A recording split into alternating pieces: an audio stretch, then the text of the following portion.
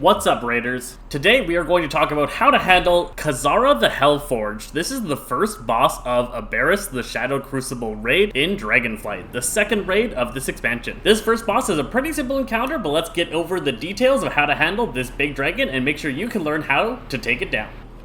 There are 4 main mechanics in the boss they have to worry about, and then a couple of minor ones. The 4 big ones are going to be a breath attack, an explosion, some puddles, and some laser beams. So first off is the breath attack. This is called Hell Beam.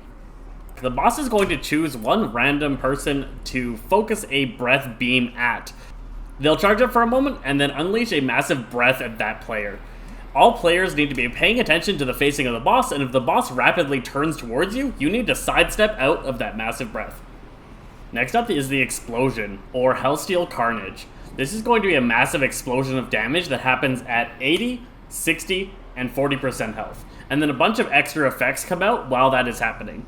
So while you're dealing with the healing effect of that explosion, you're going to also need to be dodging swirls and circles on the ground, and then dealing with an ever-increasing dot on the entire raid. Healers should plan their cooldowns around each of those health percentages, knowing that you're going to need more cooldowns the lower HP the boss is. Next up is the pools. Several players are going to get marked with circles on them, and then they're going to, after a short delay, drop a pool underneath them. These pools will then cause a void zone on the ground that will deal damage to players that touch them. Spread those out around the room, but keep them close enough to the group to make sure that people are going to be able to interact with them further into the fight. Shortly after those pools go out, a bunch of players are going to get chased by beams that come from the sky. You want to kite these beams into those pools that were left on the ground. In normal, you don't actually have to kite them into the pools. That is a heroic mechanic, but it's really good to practice kiting them that way so that you're ready for the heroic encounter. On heroic, these pools kind of stay like this vortexy form until you kite one of the beams into it. They do not go away. Also, the beams don't stop chasing you until they've been kited into one of these swirls, so you definitely have to be doing that on the heroic encounter. With that, those are the main effects of the boss. Other than that, there's just a couple of things to pay attention to. One is swirls and circles on the ground, just stay out of them. Second is a tank swap mechanic.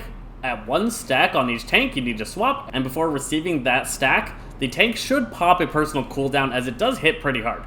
Finally, there is a random knockback that occurs on the entire raid, pushing everybody back and putting a pretty big damage dot on everyone. Healers are just going to have to deal with that whenever it happens, and try to make sure that there's not a pool behind you at all times. And with that, you should be able to get yourself down the first boss of Aberrus. Congratulations on your journey starting out on this new raid in World of Warcraft Dragonflight.